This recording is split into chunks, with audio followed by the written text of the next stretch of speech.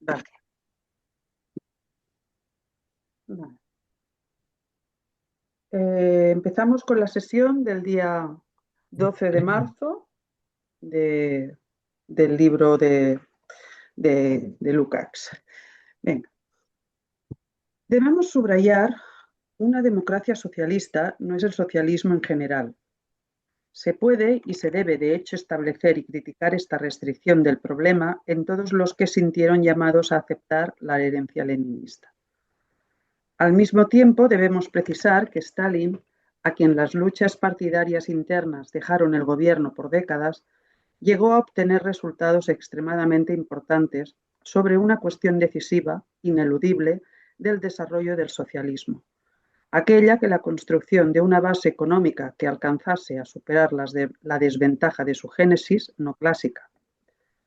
Bien sabemos que todavía hoy este problema no puede considerarse resuelto por completo, pero sabemos también que la Unión Soviética ha dejado ampliamente de ser un país atrasado en el plano económico, como sí lo era objetivamente al principio de esta etapa histórica. Los críticos burgueses tienen hoy por costumbre olvidar que al principio de la retirada, como Lenin definió en el plano estratégico la implantación de la NEP, hablaban triunfalmente de una parcial o total restauración obligada del capitalismo. Pero los hechos indican algo diametralmente opuesto. La Unión Soviética hoy, no obstante todos los innegables problemas de aspectos importantes de la vida económica, ha llegado a ser una gran potencia económica, el segundo país industrializado del mundo, y ha llegado a este nivel sin hacer la mínima concesión en la cuestión central de la vida económica del socialismo, es decir, la socialización de los medios de producción. Este aspecto de extrema importancia. En este párrafo hay una vindicación de Stalin, ¿no? ¿Cómo? En este párrafo, si no leo mal, hay una vindicación de Stalin en la vista económica, ¿no? Él piensa que el estalinismo ha sido positivo bajo el punto de vista económico, ¿no? Él afirma esto, ¿no? Bueno, a mi juicio este párrafo es muy complicado en el sentido de que admite la socialización de los medios de producción sin que haya una democracia. ¿Quién es el sujeto protagonista de la socialización de los medios de producción? Esto, hoy en día, a ver, no estoy por teorías estilo capitalismo de Estado, porque el capitalismo produce plusvalor. Y ahí se llama capitalismo a algo que produce una mercancía ampliada que se llama plusvalor. Y eso no existía. Pero esto da más la impresión de algo, un bonapartismo de izquierdas. O sea, o sea, la socialización, o sea, considerada tal y como lo dice él, sería un acto jurídico. Declaramos al bien público el aparato productivo. Pero bueno, el análisis social, ¿quién controla? Si es socialismo, tendría que ser una democracia sustantiva. Un poder, o quitemos la palabra democracia, un poder real material de los productores sobre eso tampoco se daba, ¿no? O sea, este texto a mí me plantea estos interrogantes, ¿no?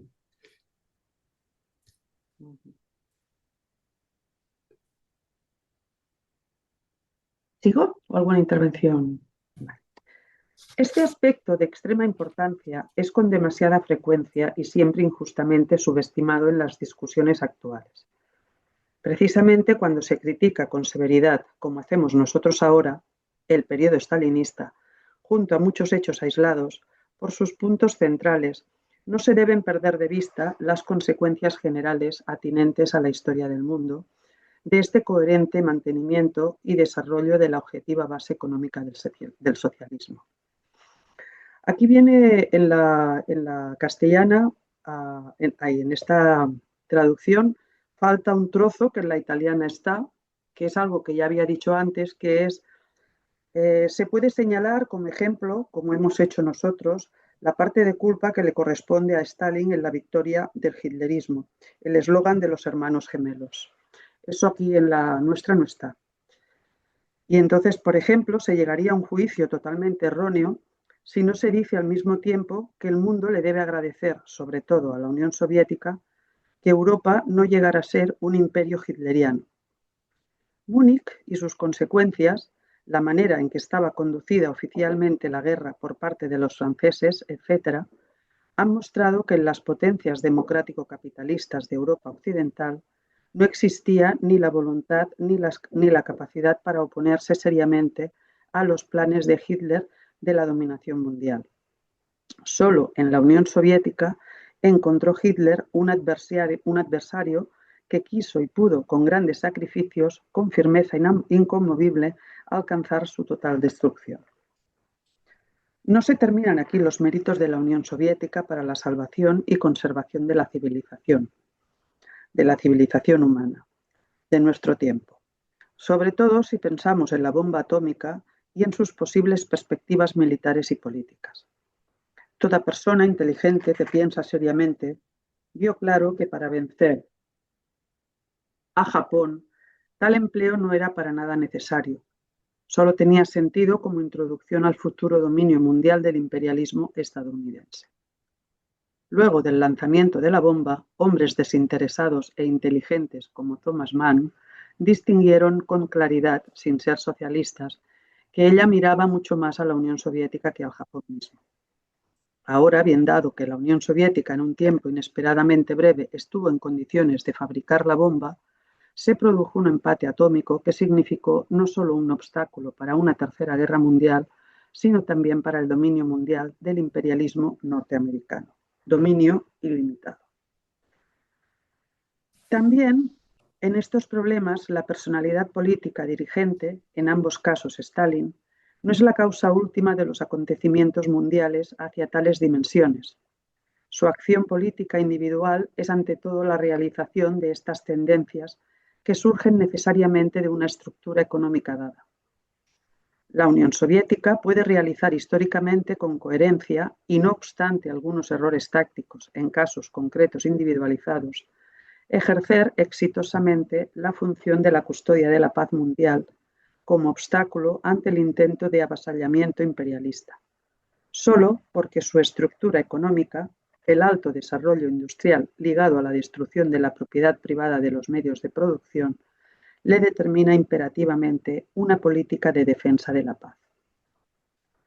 La posición con respecto a una guerra, incluso con respecto a una guerra mundial, con todas sus consecuencias económicas y sociales, está en cada país capitalista económicamente determinada de modo contradictorio.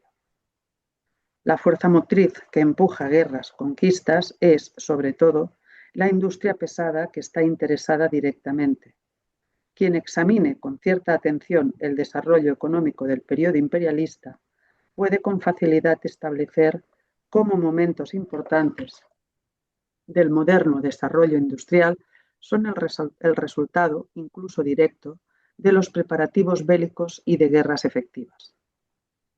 No importa hasta qué grado la manipulación capitalista de la opinión pública consigue movilizar ideológicamente en esta dirección a las amplias masas, con frecuencia contra sus intereses inmediatos. El poder que se oculta tras tales lobbies de guerra, en la mayoría de los casos, es suficientemente fuerte para imponer el desencadenamiento o la continuación de la guerra también contra resistencias de este tipo. Me parece, serviría para hoy en día, ¿no? Es actual totalmente. Esto es actual, los lobbies militares de Estados Unidos. Bueno. Sí, sí. Confiscados los medios de producción de las manos de individuos o grupos en la Unión Soviética, no existen más sectores sociales que puedan estar económicamente interesados en la guerra. La división del pueblo provocada por la guerra no tiene ya una base económica. Toda guerra puede solo presentarse en el terreno económico en términos negativos, solo como disminución del nivel de vida actual o potencial de los trabajadores.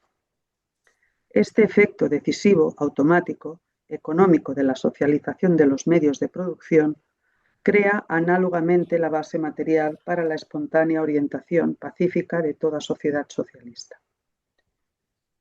En cuanto a la base económica de la política general de paz de los estados socialistas, Es característico que esta acción absolutamente frenadora de la nueva economía se refiera, podríamos decir, exclusivamente a la guerra en cuanto tal.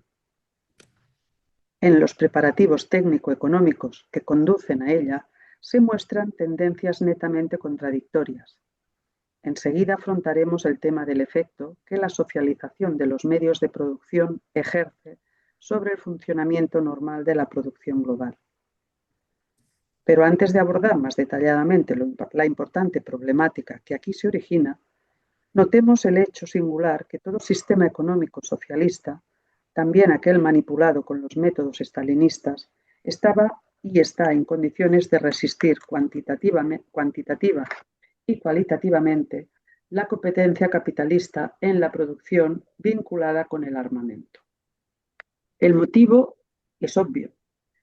Veremos enseguida qué difícil es para la economía socialista, en especial en su forma burocratizada al modo stalinista del plan y de su realización práctica, obtener planificadamente el control constante de la cantidad y calidad de la producción que la circulación capitalista de mercancías, que el mercado capitalista, desde luego dentro de determinados límites, provoca automáticamente.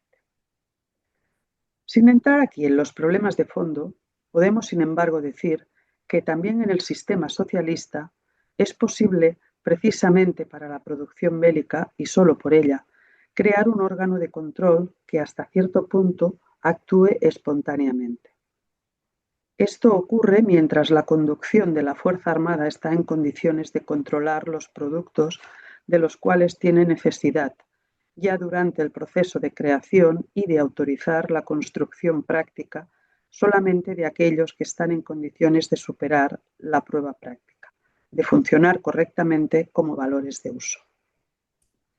Naturalmente, también aquí son inevitables algunas decisiones erróneas, pero el control por parte de los verdaderos consumidores crea una diferencia de nivel con el resto de la producción destinada a satisfacer las necesidades de la vida civil. Bueno, esto también ha sido, como hemos ido descubriendo, la gran ventaja de la Federación Rusa, que no es un Estado socialista. Es decir, el hecho de que el ejército haya controlado el proceso de producción de las armas hace que sean armas eficientes, mucho más baratas. Bueno, ahora ya después de 3 años empezamos oyendo que eran los chips de las lavadoras los que iban a disparar los cohetes rusos, en fin, y la eficiencia, esa eficiencia armamentística que Lucas atribuye al socialismo, pues pertenece a cualquier orden político que no haya dejado que el aparato industrial de armas sea de un lobby, sino que esté controlado por el Estado, vaya, ¿no? Eh, ese PIB ruso que es muy inferior al estadounidense en cuanto al global y a las armas, y sin embargo es mucho más eficiente. Y no es un país socialista.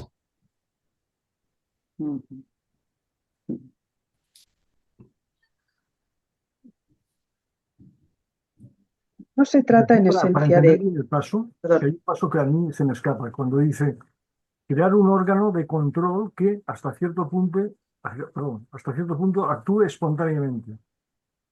¿A qué órgano se está refiriendo? ¿Al ejército?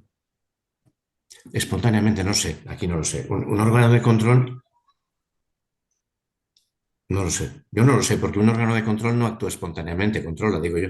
Espontáneamente se supondría que son los mecanismos de mercado, ¿no? Bueno, no lo claro. sé, no lo sé.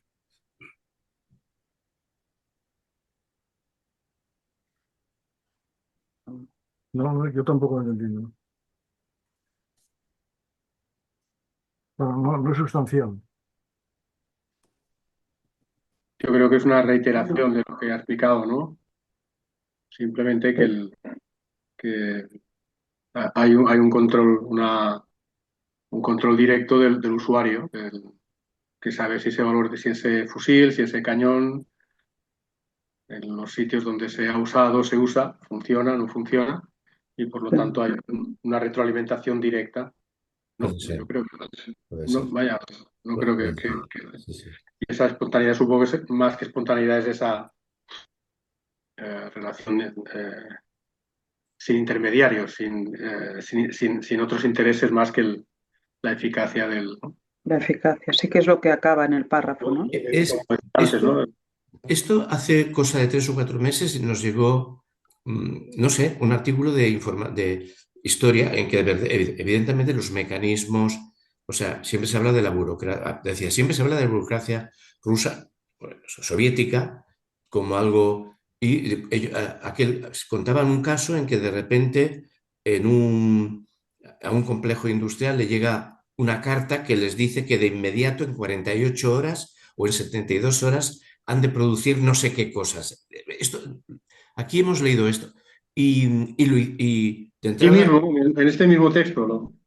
en este No, mismo texto no creo, ¿sí? En este mismo libro creo que sale el En este ejemplo. a mismo ver, libro era. Sí, sí, sí. Pues entonces, bueno, pues ya está. O sea que de verdad, cuando un individuo del poder decidía, no había burocratización que lo bloqueara, se producía. Era ese caso en el cual luego se dan cuenta de que la carta era no una orden, sino un sondeo, ¿no? ¿Estaba aquí en este mismo libro? yo no lo recuerdo. Yo no lo recuerdo. Yo No. tampoco. Pues si Eso no es no. de este mismo libro, es algún texto de los que nos ha enviado Carlos últimamente. Era un grupo dirigente de un gran oligopolio que centralizaba muchas industrias, que recibe de repente una carta en la cual sienten que se les dice que en 72 horas ha de haberse producido un no sé qué que llevaría como mínimo 3 semanas. Consiguen montarlo y se dan cuenta de que la orden no era una orden la carta enviada, sino que era un sondeo. Y han armado el pizoste y han hecho. O sea, la burocracia puede tener inercias y la burocracia puede tener centralizaciones y capacidad de ordeno y mando muy eficaz. Era lo que nos venía a decir esto otro, ¿no? Eh, bueno, a mí es que esta afirmación me parece contradictoria con los hechos históricos. Con los hechos, ¿en qué sentido? Pues que la carrera de armamento, precisamente a la Unión Soviética, le supuso un coste altísimo Vale, eso es verdad. en materia de asignación de recursos a la carrera de armamentos, de cursos que se detraían del desarrollo de los bienes de consumo o incluso de otros bienes de producción no vinculados a la industria de armamento. La carrera de armamento, la carrera armamentista es un factor clave en el hundimiento de la URSS. ¿Te Por tanto, refieres a lo de la guerra de la plantear que en la guerra? industria militar un sistema de planificación centralizado es más eficiente que un sistema capitalista, mientras que en la producción de bienes de consumo o de bienes de producción no vinculados a la industria militar es menos eficiente, que entiendo yo que es lo que dice aquí Lukács, pues no me parece tan evidente, ¿eh? No me parece tan evidente. Porque si no, si fuera así, si hubieran sido capaces de desarrollar la tecnología militar que desarrolló la Unión Soviética a un coste ínfimo, diríamos, a un coste equivalente al que está desarrollando China la inteligencia artificial en relación al coste que tiene para Estados Unidos, quien hubiera perdido la carrera es Estados Unidos. Y sin embargo, el coste que le supuso fue altísimo. Luego, Y esa, esa diferencia que tú señalas, que es Lo- muy adecuada, perdón. la diferencia entre China y la Unión Soviética en aquellos momentos, que era la guerra porque, la guerra de las galaxias, que la pierde, ¿a qué puede haberse debido? ¿A elementos de planificación eh, que, que bloquearon? Lo que, ¿a qué es debido qué? El lo que hecho es de Que China pueda ganar la carrera de la inteligencia artificial. y que en aquellos momentos en la Unión Soviética pierde la guerra de las galaxias. O sea, se ve hundida. lo que es evidente es que si hay un complejo militar industrial, en el sentido que se entiende ¿Quién está hablando a la ahora? manera, Antonio, a la manera estadounidense, hay un factor de distorsión que es la necesidad de beneficios, no cualquier clase de beneficios, sino los mayores beneficios, beneficios astronómicos, multimillonarios. Entonces, eso parece que hay bastantes ejemplos en la literatura que muestran la ineficacia pues, de los fusiles que usaban los soldados americanos en la guerra del Vietnam comparados con los que usaban los vietnamitas, que eran Kalashnikov o los que fueran, o multitud de otros, o aviones carísimos o sistemas antimisiles carísimos que luego no son tan eficaces. Porque el problema es la distorsión que introduce la necesidad, el control no del soldado, no del militar, estrictamente profesional, estrictamente, cuyo único objetivo, en principio, si no tiene otros intereses vinculados a la industria privada militar, debe ser simplemente tener las mejores herramientas para vencer al enemigo. Sin embargo, si hay esta colusión, ¿no? Aquello que denunciaba Eisenhower, ¿no? El poder, el aviso, la alerta contra el complejo. O sea, en teoría, el sistema soviético o un sistema capitalista, pero en el que se separa la producción de armamentos, el que está realmente estatalizada y no hay generadas corruptelas que hagan que interfiera la generación de una plusvalía, teóricamente tiene que ser mucho mejor. Teóricamente tiene que ser mucho mejor, porque no hay necesidad de generar plusvalías extraordinarias, desorbitadas, ¿no? Sí, sí, sí, pero una cosa es teóricamente y otra cosa es en la práctica. Porque el argumento de Lukács es que en el caso concreto de la producción de armamento, esos problemas de la existencia de un objetivo que es la obtención del máximo beneficio de un complejo militar industrial, etcétera, no existía. Y por tanto es más eficiente. Pero yo lo que digo, ¿eh? No sé si ha sido más eficiente por unidad de valor invertida, pero el hecho es que la Unión Soviética se hundió. O sea, no fue derrotada desde fuera Aquí, por el armamento americano, se aquí, implosionó. Y uno de los factores de esa implosión es su incapacidad de desarrollar una economía de consumo de masas, equivalente a la occidental. ¿Por qué? Pues porque tenía que asignar una cantidad de recursos muy grande a la carrera de armamentos. Que es, si fuera así, si decimos que la existencia de un complejo militar industrial necesariamente supone un sobrecoste respecto a la planificación de la industria militar, ¿eh?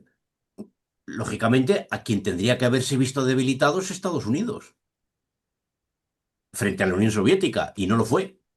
no porque les compra todo el mundo. Y si no les compra, imponen que se les compre. Ellos tienen un factor también que anula que hace que eso no sea un mercado, sea un monopolio mundial, ¿no? ¿No crees que eso juega en Bueno, contra? la Unión Soviética tenía un mercado de exportación de armas altísimo, fue grandísimo también. Sí, sí, pero seguramente no comparable bueno, eh, pero y ahí que yo quería decir una cosa a raíz de lo que decías, Joaquín, que por eso yo no me he creído, yo no me creo la afirmación es, al menos, bueno, tú has dicho que es uno de los factores. Si es uno de los factores, eso lo puedo entender y aceptar.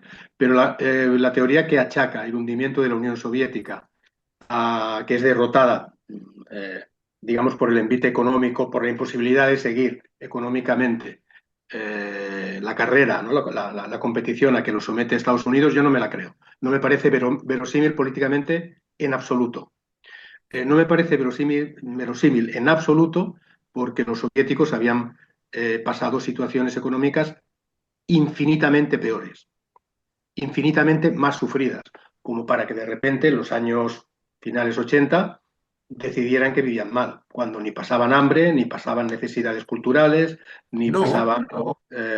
Entonces, no entiendo la implosión, yo no la conozco en el terreno de que se hundiera, no conozco que se hundiera la economía soviética. Sí es cierto lo que tú dices, otra cosa es que los objetivos culturales, ideológicos que estuvieran en la mente de las masas soviéticas fueran tener el coche privado y no un cochecito cualquiera. Esto sí, esto es lo que yo creo que no solamente las masas soviéticas, sino el liderazgo soviético entiende que el desarrollo de la civilización socialista tiene que tender hacia esto. Y tender hacia esto, o te haces capitalista y capitalista de los que mandan, o no hay ese tipo de... Eso es lo que yo creo que hace que implosione la Unión Soviética, que nadie se cree ese régimen porque nadie lo desea ya. pero O la gente no lo desea. Pero quiero decir ¿cuál que es la no... diferencia fundamental entre China y la Unión Soviética?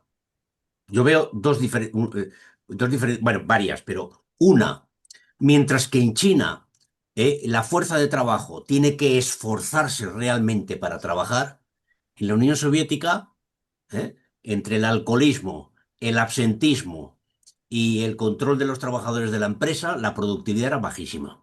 Y en China es muy alta. Y segunda diferencia, que en China, a pesar de ese esfuerzo que se exige a la fuerza de trabajo, tiene la perspectiva propia de una sociedad de consumo. Toda la clase media china accede a los mismos bienes de consumo. Lo del coche todavía está a medio desarrollo, pero ahí están, a múltiples bienes, a vacaciones, una serie de cuestiones, electrodomésticos y demás. En la Unión Soviética era más difícil. Me has dado Por la clave, el problema Joaquín. Y habitacional en las grandes ciudades, creo que has dado la el clave. problema del acaparamiento, de la ineficacia en la asignación de los recursos. Entonces, claro, ¿A qué Yo precio lo ha hecho estuve en China? el, Yo creo que has dado la clave. China ha conseguido eso. ¿A qué precio? Al de que desde el punto de vista, vamos, sin entrar en disquisiciones políticas, desde el punto de vista económico, es una potencia capitalista. ¿Vale? Es capitalismo. Es decir, no, no vemos otra no, manera de desarrollar la producción que no que sea no, mediante la iniciativa privada, ¿no? no, porque tiene órganos de control, tiene muchos órganos de control. El Sí, sí, principal, sí, el sí. partido. Por Sí, sí, ejemplo, no, no, por eso el, digo que el- no, el- no, el- el criterio de la asignación de los recursos en China no es el máximo beneficio. ¿eh? El criterio de la sí, asignación de recursos del máximo beneficio está mediado por la intervención del partido que de pronto decide que las grandes multinacionales están obligadas a invertir en las regiones del interior, porque hay que desarrollar las regiones del interior. Y las grandes multinacionales lo que querían es seguir invirtiendo en la costa, donde está controlada, centralizada la mano de obra industrial formada y donde están las vías de exportación, están los puertos allí mismo y no, le obligan. ¿Cómo? ¿Qué implica eso? Pues reducir la tasa de ganancia. Luego, el objetivo de del máximo beneficio no es el que determina la asignación de los recursos. ¿Mm? La no, empresa persigue un beneficio elevado, pero condicionado a los criterios redistributivos, asignativos, extracapitalistas que plantee los órganos de control. Luego, no es pero, estrictamente capitalista. Es hombre, un no sé, capitalismo es un capitalismo limitado, embridado, diríamos. sí, correcto, como pudo serlo, pues no sé, el de la Inglaterra de los años X o el de los Estados Unidos de Roosevelt. Hay muchos modelos de capitalismo No, no, no, que equiparado. va. No, que no, no, no, no. Una cosa es dejar un espacio a la intervención pública, que es lo que es el keynesianismo o el rooseveltismo, esto, es decir, captar recursos del mercado vía impuestos, impuestos sobre el trabajo, impuestos sobre el capital, para generar una actividad no mercantil, la escuela pública, la sanidad pública, eso es una cosa. Pero el desarrollo del mercado en Estados Unidos o en la Francia golista de los planes indicativos iba a su bola. Aquí no. Aquí no solamente el margen de asignación de recursos extramercantiles mayor, sino que el mercado está limitado por las decisiones políticas. Es decir, la decisión de asignación de los recursos que hace el mercado, que siempre es en función de la máxima rentabilidad, está mediatizada por la decisión política. Eso nunca ha Totalmente, ocurrido en ningún país capitalista, salvo en totalmente épocas de de acuerdo. guerra. Salvo en Totalmente épocas de de acuerdo, guerra. Joaquín. Pero ¿por qué no han hecho eso los chinos sin necesidad del desarrollo de un mercado capitalista? Sin la necesidad del capitalismo privado, sin necesidad de asalariados. O sea, por qué se han visto empujados o por qué tomaron esa opción en un momento determinado? Aunque sea dentro de eso un ejemplo histórico único de intervención del Estado, que lo hace incluso muy diferente de los estados capitalistas puros, burgueses, con mayor grado de intervención. ¿De acuerdo con eso que tú dices? En mi opinión, porque son mencheviques. Y dicen que el desarrollo de las fuerzas productivas socialistas no es suficiente para construir una sociedad socialista. Claro. Necesitamos un desarrollo de las fuerzas productivas capitalistas mayor, que permita un mayor grado de socialización y dar el salto a la construcción de la sociedad socialista. Es decir, Estoy de acuerdo con eso. es una experimentación con el gran salto adelante y la revolución cultural, su fracaso, el reconocimiento, digamos, pragmático de su fracaso, que lo representa Deng Xiaoping, y dice, bueno, pues ya que hemos fracasado, vamos a hacerlo de otra forma. Ahí Vamos estoy de a acuerdo desarrollar contigo. una NEP, pero la NEP que querían los Buharin y que querían los mencheviques. Y una nepa a lo gordo. Y luego ya veremos lo que pasa dentro de... O Están sea, desarrollando nuevas fuerzas productivas. has dicho, Tocayo, has dicho mencheviques. Sí, Mencheviques. Un buen hilo de Ana para los que tenemos algo de conocimiento histórico y muy poco conocimiento económico, es útil, es útil, Sí, sí. es útil. Bueno, Antonio, te estás constantemente congelando, o sea, sí. no se puede saber cuándo quieres entrar a conversar porque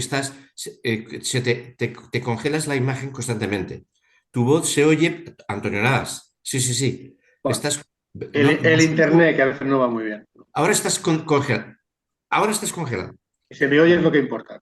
Sí, Debe ser sí, la conexión a internet. sí, vale, vale. Yo como anécdota estuve en la Unión Soviética. Bueno, a mí me pilló el golpe de Estado el del 91. Estaba allí. Realmente no había nada, ¿eh? O sea, esto había estado en Cuba, había estado en... y realmente estaba peor el mercado ruso que no lo que yo viví en Cuba. Era tremendo, ¿eh? Nada, nada. O sea, ni incluso en los hoteles para el turismo, las comidas eran pésimas. Y cuando digo pésimas, era un desastre, un desastre. Yo me adelgacé muchísimo, pero porque además no había alternativa y no podías comprar absolutamente nada. O sea que realmente era, bueno, sí, era cultura, no había tanto, aquello que decías, todo funcionaba, no funcionaba muchas cosas. Eran los mercados de pulgas de la miseria, la gente vendiendo y deshaciéndose de todo para poder conseguir cosas. Y la verdad es que fue una impresión de lo que es una ciudad de edificios. Bueno, yo estuve en las grandes capitales y luego estuve en Jabaros, en la zona de Siberia, y la verdad es que era muy impactante, porque no había nada. El rublo totalmente devaluado, a mí me daban unos fajos de rublos nuevos sin estrenar que no se podía comprar nada, nada. Y era tremendo, tremendo. O sea que, sí, sí. ¿En qué año? Yo fui en el 91, en el verano del 91, cuando se produce, que me pilla además todo el caos en el aeropuerto, y yo estaba ya en Siberia cuando nos pilla, estábamos en Jabarovsk. Y bueno, era, no sé, fue una experiencia en ese sentido, es que no sabías en qué mundo estabas, ¿no? Pero sobre todo era el no acceder a nada, a nada. Porque en Cuba sabíamos a lo que íbamos, pero los hoteles estaban bien servidos. Allí no. Y al final lo que encontrábamos para comer en el mercado negro que era de risa, o sea, nos alimentábamos del caviar y del chasca, que era lo que podíamos comprar en dólares y porque había un mercado negro y era eso, o sea, nosotros Y no comíamos patatas, pero comíamos chasca y caviar. eso fue un cambio drástico en cuestión de 4 o 5 años. Yo estuve 4 o 5 Sí, años sí, antes. sí, sí. Yo estuve luego en el 93 que fui a China y ya había cambiado todo. O sea, del 91 al 93 había cambiado todo. Y empezaron a aparecer las grandes multinacionales. Claro, para mí fue, pero bueno, no sé.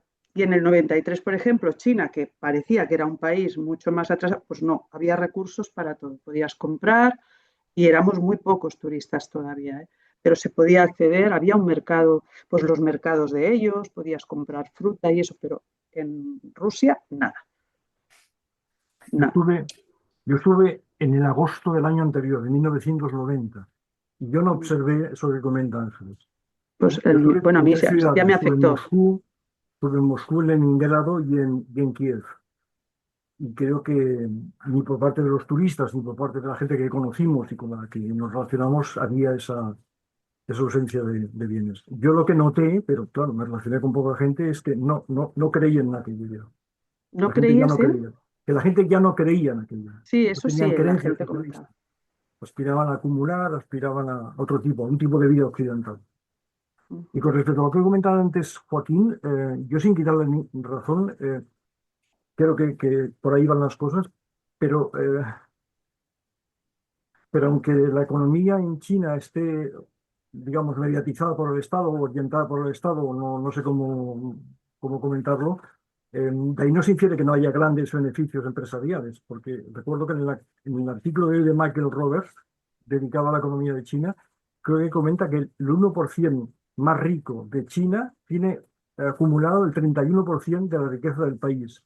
En Estados Unidos, para comparar, el 1% acumula el 35%. Así que la desigualdad es muy importante. Yo estuve creo que fue el 86, 87, en Moscú 3 semanas, en la escuela del Komsomol. Teníamos por la mañana clases y teníamos todas las tardes libres, íbamos cada tarde a Moscú. Por supuesto, el panorama era absolutamente diferente, ¿eh? Ahí no había escenas de miseria, ni de necesidad, ni nada por No, el estilo. miseria yo no vi, ¿eh? O sea, lo que es No, miseria, yo digo, no. yo digo años anteriores, y también era Moscú, no visité el resto del país. Pero lo que me llamó la atención, o sea, en aquellos entonces debatíamos mucho sobre la perestroika, ¿no? Si eran unos revisionistas, reformistas asquerosos o era una vía de progreso, de avance, de democratización, o si era una democratización del socialismo, y más o menos los pocos textos a los que yo tenía alcance que nos llegaban aquí podían hacer albergar alguna esperanza, ¿no? Luego había camaradas que pensaban de una manera y que pensaban de otro. En la escuela del Komsomol, los profesores se dividían entre un pequeño grupo de gente que repetía como burros los manuales clásicos o como mucho, en el mejor de los casos, el mejor de los casos, pues los textos canónicos de Lenin. Y una mayoría de gente que lo que nos intentaba convencer, para escándalo nuestro, de los chavales que íbamos de la Juventud Comunista, que éramos en fin, éramos muy duros, muy macizos, era intentarnos convencer de que el camino era la socialdemocracia. Socialdemocracia entendida en el sentido europeo occidental. Y esto era la escuela de consumo, la Juventud Comunista de la Unión Soviética en el 87. Allí la cosa era mucho más abierta de la literatura que nos llegaba a los partidos comunistas de Europa Occidental, ¿eh? Que tenía un ropaje todavía así más marxista, más, en fin, descaradamente aquella gente ya había optado, ¿eh? Y insisto, esto no es hablando con gente, con algún... No, los profesores titulares de la escuela, del Komsomol, de la Juventud Comunista de la Unión Soviética. Bueno, ¿Qué perfiles biográficos tenemos, Antonio?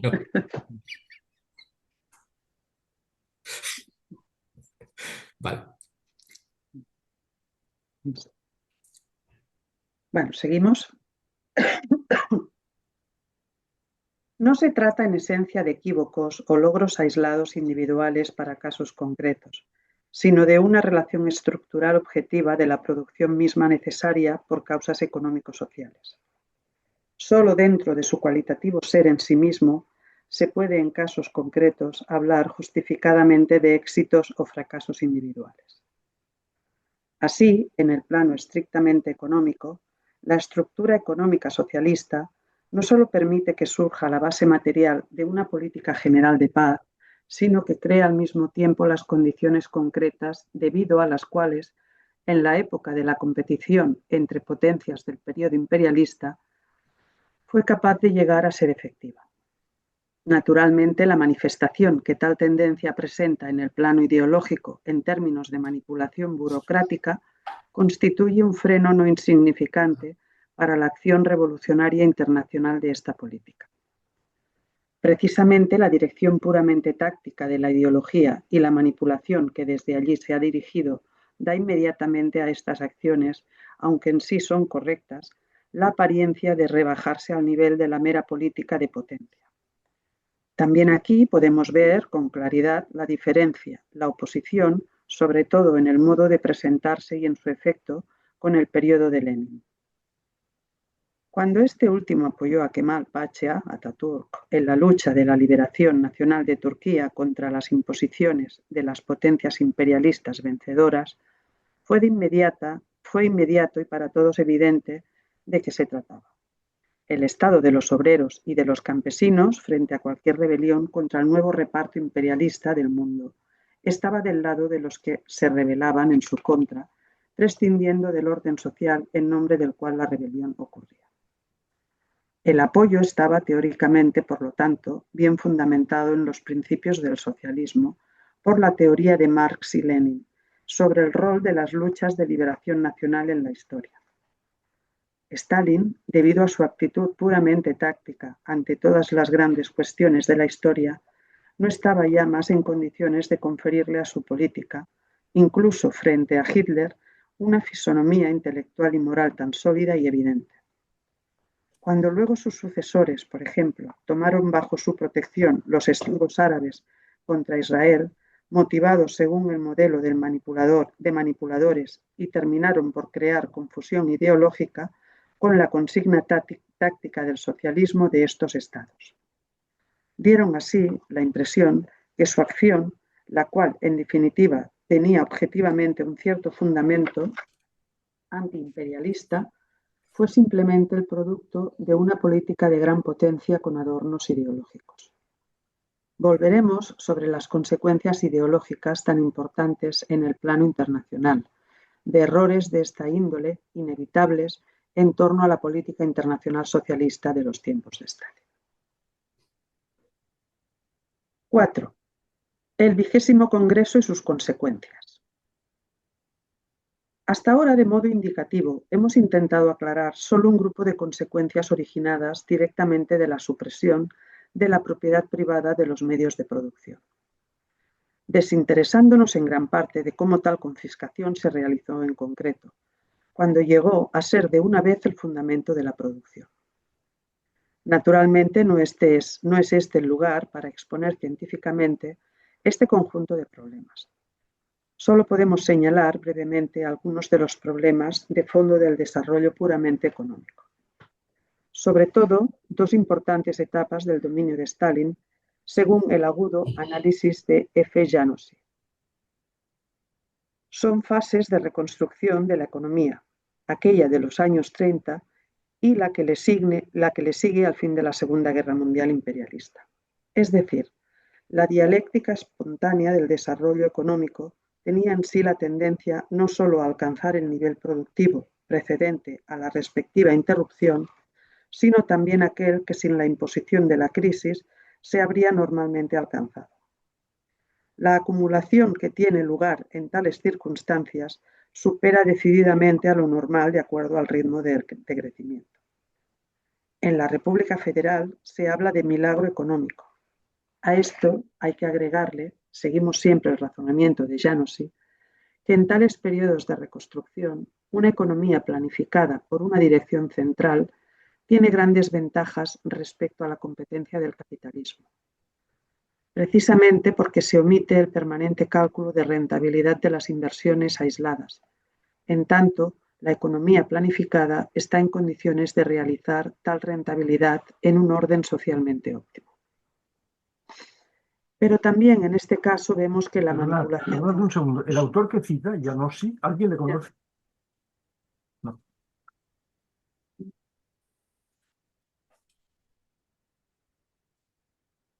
Pero también en este caso vemos que la manipulación de la economía al estilo de Stalin no es capaz de penetrar verdaderamente en el conocimiento marxista de las condiciones reales y de las fuerzas motrices del desarrollo económico.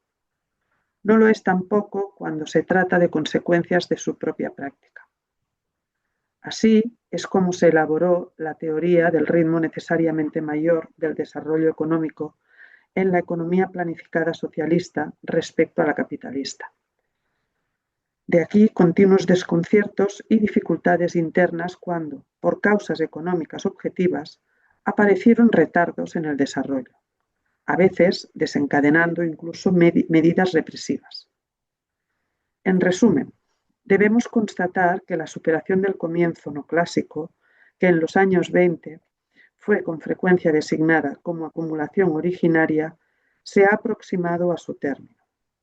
Es obvio que el proceso del que aquí se trata recibe solamente el nombre de acumulación originaria, que en su época fue descrito y aclarado por Marx en su regularidad. Por esto, cuando ahora recurrimos a las caracterizaciones de Marx, lo hacemos precisamente para poder aclarar las diferencias fundamentales e incluso las contradicciones de ambas transiciones. En el proceso de surgimiento del capitalismo se trata de todo un periodo dominado por medidas de violencia extremadamente brutales para efectuar una nueva distribución de la población entre las diversas ramas productivas en correspondencia con las exigencias del capitalismo. Recién al concluir este proceso de reestructuración, la producción capitalista puede llegar a ser el sistema económico dominante de la formación social. Tantai moliserat, dice Marx, para dar suelta a las leyes naturales y eternas del régimen de producción capitalista. Recién en este punto, puede implantar su producción y reproducción normal, y desde ahora, dentro de la marcha natural de las cosas, puede dejarse al obrero a merced de las leyes naturales de la producción. Bueno, en principio, el capítulo 24 insistiría más en la desposesión que en el reparto, en la redistribución de la fuerza productiva. El capítulo es de la llamada Marx, digamos, ¿no? Porque aquí aparece como si hubiera sido una redistribución de fuerza productiva asignándola. Eso es mucho más bestia lo que está contando Marx. Es el despojamiento del campesinado, de la comunidad, etcétera, ¿no?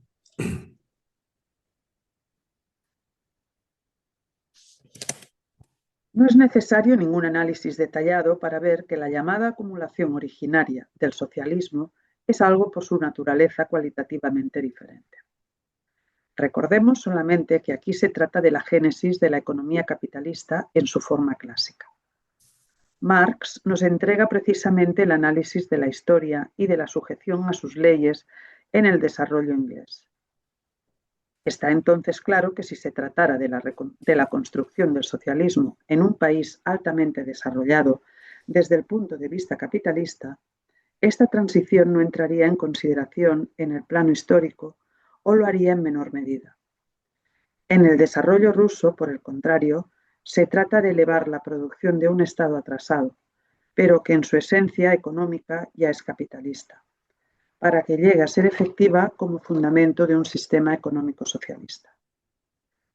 Por ello, también la violencia, cuyo rol esencial aquí es innegable, asume una función fundamentalmente diversa. Por cierto, con frecuencia es un vehículo para la destrucción de relaciones de producción primitivas, la colectivización. Pero su meta esencial continúa siendo la creación de condiciones de producción cuantitativas y cualitativas muy desarrolladas que posibiliten en el plano económico objetivo la real construcción del socialismo. En oposición con la génesis del capitalismo, la utilización de la violencia está siempre dominada por intenciones de tipo meramente económico. Una vez terminados tales motivos, los momentos específicos del socialismo, que no son más de un carácter específicamente económico, deben, de nuevo, en oposición con otros procesos, ser insertados en sus derechos sociales. Es decir, que en el Pero aquí capitalismo... dice que no son ya tan solo económicos, che non sono più soltanto economici, finiscono, termina, o sea, me parece que es otra frase la que tú has leído, ¿no? Yo he leído que no son más de un carácter específicamente económico. Bueno, sí, sí, serían. Es que no son tan solo económicos. Vale, sí, sí, sí, sí. Deben, de nuevo, en oposición con otros procesos, ser insertados en sus derechos sociales. Es decir, que en el capitalismo se desarrolla un proceso de reproducción espontáneo, mientras que en el socialismo la dirección consciente se encuentra ante nuevas tareas complicadas. Perdón, ¿estáis de acuerdo con lo que acaba de decir Lukács cuando dice que en la violencia socialista o con un objetivo socialista, esta se fundamenta puramente en razones económicas? O sea, ¿creéis que tiene sentido hacer esta simplificación también? ¿Reducirlo todo a un plano meramente económico? ¿No estarían también relaciones de poder, políticas, éticas, etcétera, etcétera? ¿No es aquí también un reduccionismo que opera Lukács respecto de lo económico? Sí, yo creo que sí. Yo creo que sí. Sin- eh, si- eh, O sea, me parece que está como creando un modelo cuando las cosas son siempre mucho más complejas. no sé lo que opinan. A mí me parece que sí, que es una simplificación. A mí, sinceramente, todo el párrafo que estamos leyendo y desde hace ya tiempo, teniendo en cuenta el año en que Lukács escribe todo esto y su experiencia política, a mí me parece sorprendente. Yo creo que hay una idealización de los sistemas socialistas de aquellos años tremenda. Es decir, ¿Una qué, perdona? Idealización. una idealización de los sistemas Vale. socialistas realmente existentes o los sistemas de países como Hungría, donde él está, creo. Me parece sorprendente, sinceramente. Es como si la teoría funcionara por aquí y la praxis histórica funcionara por otra parte. Desde mi punto de vista, vamos. Ujú. Y en cuanto a comentarios de Gerard, yo no estoy nada de acuerdo, pero luego yo no parece inadecuado. No creo que sea eso, en absoluto. Más si pensamos si pensamos la historia del estalinismo, ¿no? Yo la verdad es que Pues su propia historia, la del propio Lukács, ¿no? para poder formarme una opinión ya hace años, ¿no? Sobre el proceso, más bien utilizaba el modelo de la Revolución Mexicana porque no me cargaba con los prejuicios de lo que se llama el estalinismo, ¿no? Y en la Revolución Mexicana intervienen muchísimos otros factores. También es una revolución derrotada, ¿no? O sea, por el Partido Revolucionario institucionalizado, en lo cual la institucionalización del Partido Revolucionario tiene mucho peso en la derrota de esa revolución, ¿no?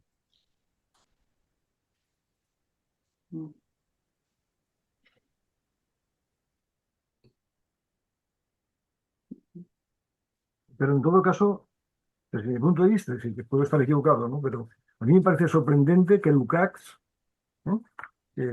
Teniendo en cuenta el periodo que ha vivido, su experiencia política en varios momentos en la historia de Hungría, cuando habla de socialismo y habla de relaciones sociales de producción y de socialización de los medios de producción, hable en los términos que hable, ¿no? Como si el plano de la teoría fuera un plano muy distinto del plano de la praxis histórica. Sí, no sé. O si no mirara con ojos críticos a la realidad que tiene delante, no sé.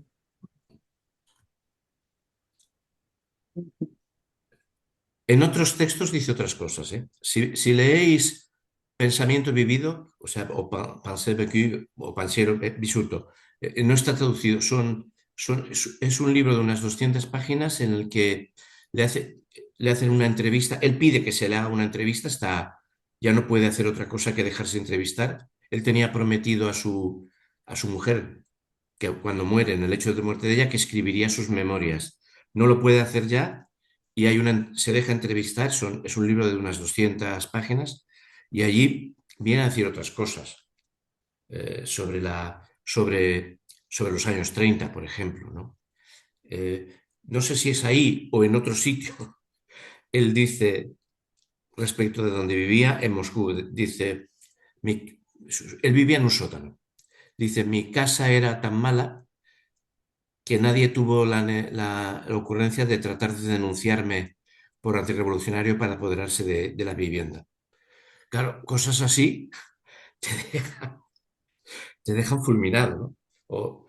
Yo no quise nunca hablar con fulano y tal, los del 37, 38, porque sabía que si me ponía en contacto con ellos sería fusilado. O sea, ante anécdotas de esta índole, la cosa adquiere un espesor distinto, ¿no?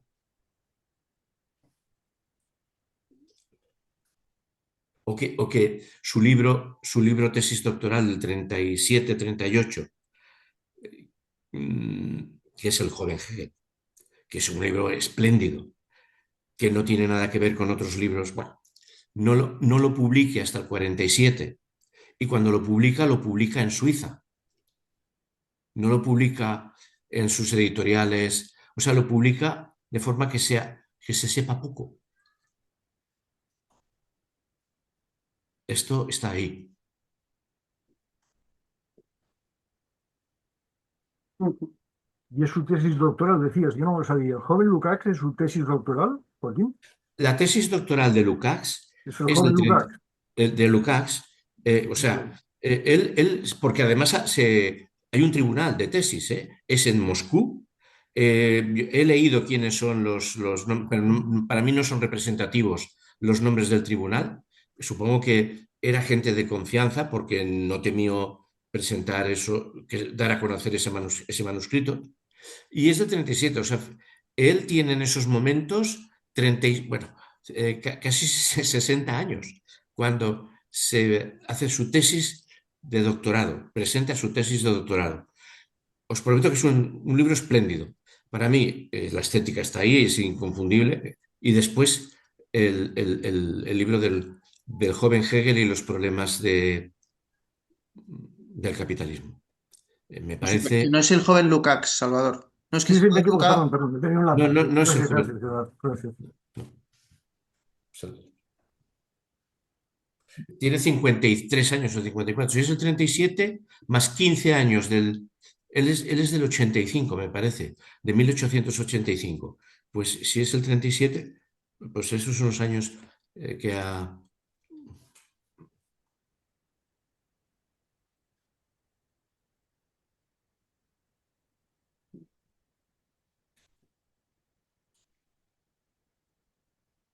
Desde el 85, como dices, del 85, como dices. ¿Eh? Desde el 85, como dices, de 1885. Nació en el año que dices, 85. 1885. Vale, sí. Tenía entonces, como tú dices, 52 años. ¿Eh? Ujú. ¿Tengo? Ya anteriormente, con el fin de comprender el carácter específico socialista de este periodo de transición, habíamos destacado algunos momentos que necesariamente surgieron en los cuales esta oposición se expresa con claridad. En este punto solo queremos agregar otro motivo importante. En el capitalismo, incluso en aquel desarrollado, todo lo que acostumbramos a definir como cultura es solo un producto secundario del autodesarrollo de la economía y por ello se presenta con permanentes desigualdades en relación con esta última. Esto se demuestra, por un lado, en el atraso de la enseñanza, incluso de la técnica, respecto a las necesidades objetivas de la producción, de lo que en los últimos años se ha hablado muy a menudo en la mayoría de los países capitalistas avanzados. Por otro lado, está demostrado que ciertos fenómenos de la cultura se convierten en campo de especulación y de inversión del gran capital, de donde deriva su correspondiente manipulación, sobre todo en el cine de las artes plásticas, etc. Allí culmina la tendencia a hacer de la cultura un mero objeto de la circulación de las mercancías. Es un hecho cuyo desarrollo comprobado ya por Balzac y el Manifiesto Comunista culmina en nuestros días. Por el contrario, la acumulación originaria del socialismo, incluso al modo stalinista de realización, ha asegurado el principio de la producción social, no solo económicamente determinado de la cultura.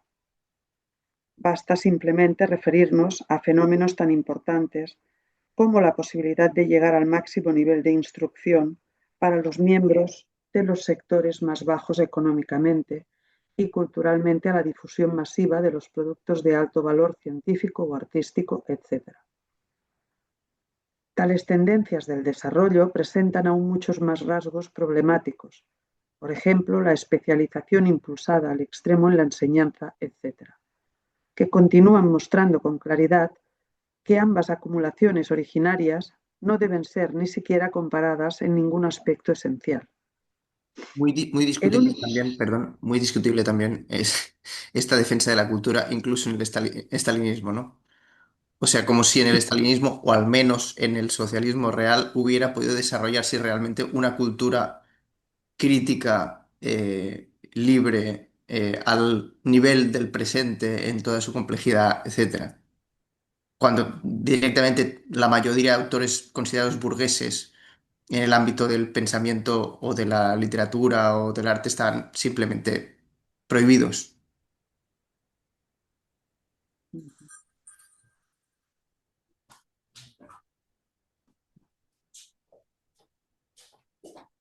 Tales tendencias del desarrollo presentan aún muchos más rasgos problemáticos. Por ejemplo, la especialización impulsada al extremo en la enseñanza, etc., que continúan mostrando con claridad que ambas acumulaciones originarias no deben ser ni siquiera comparadas en ningún aspecto esencial.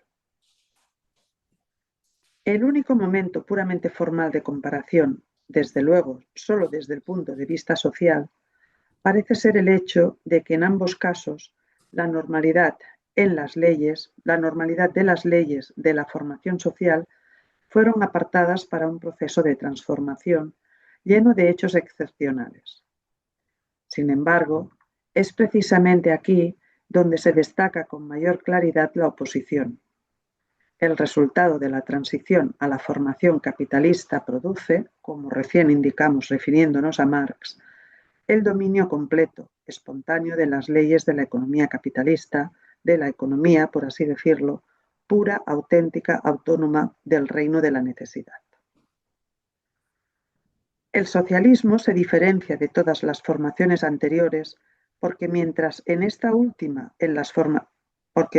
últimas es el mero desarrollo económico el que se produce con un cierto automatismo interno, las condiciones para los niveles sucesivos, incluso para las formaciones sociales próximas, hasta el tipo humano necesariamente dominante, es producto espontáneo de la dialéctica interna de la economía. Esto no vale más para la transición del socialismo a la fase superior del desarrollo, el comunismo.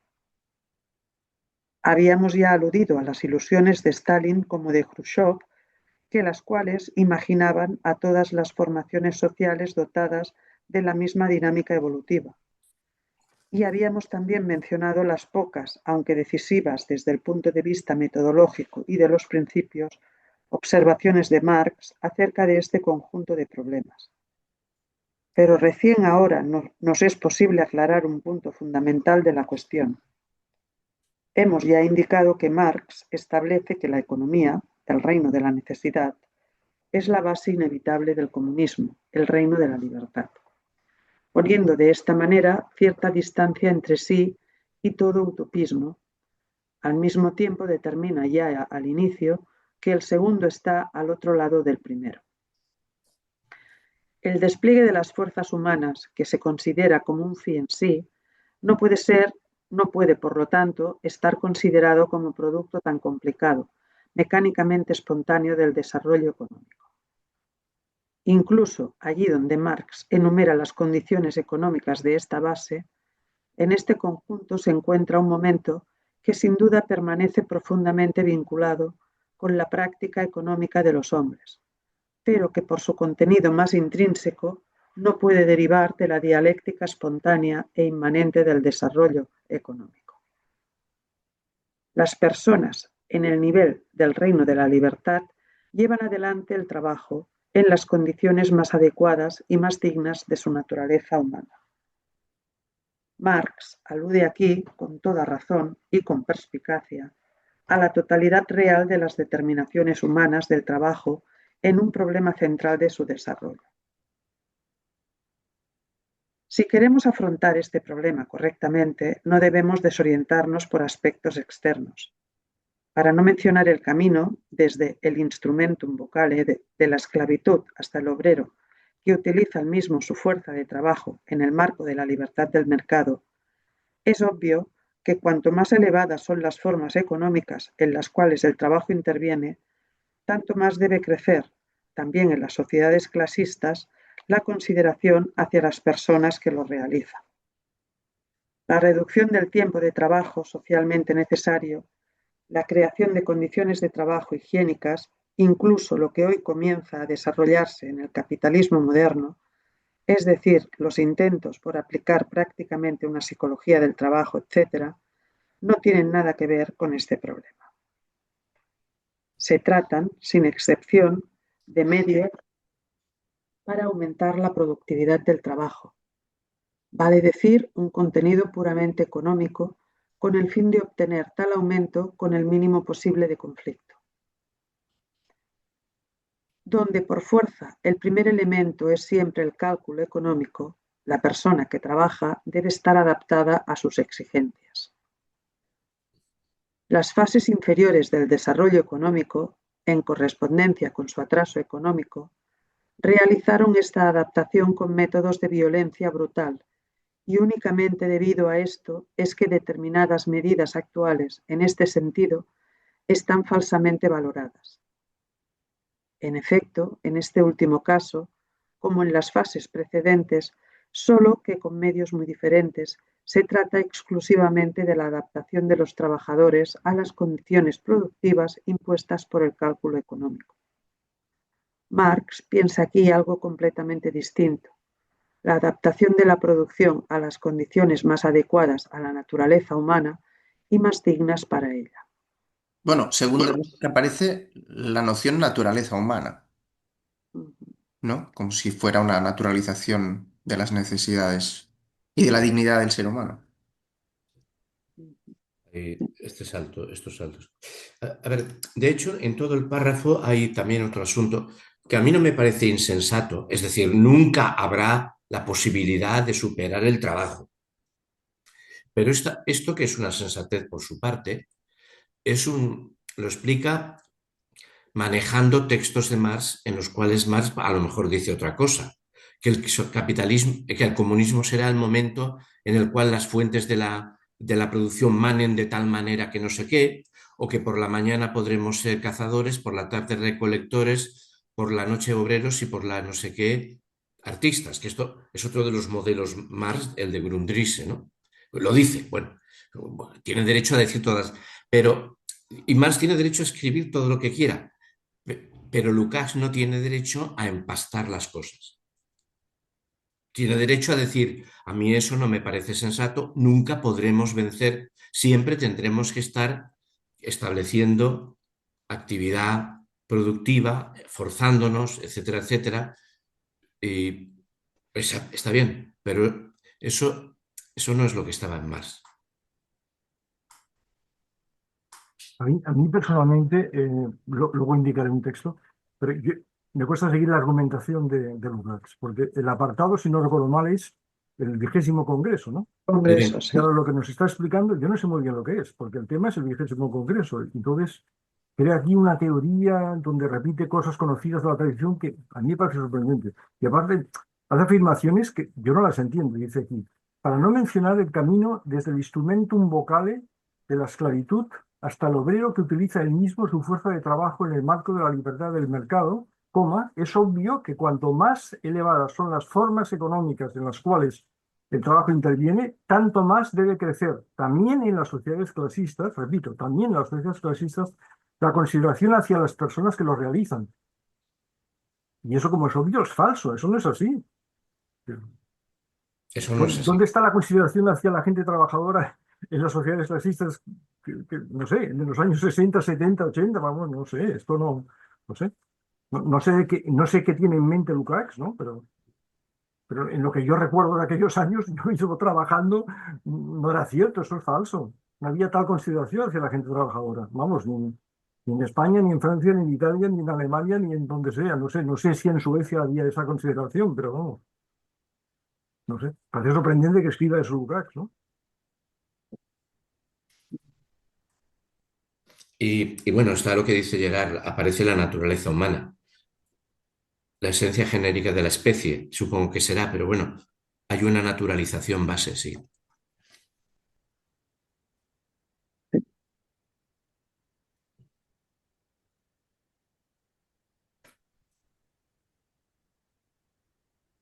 Digo,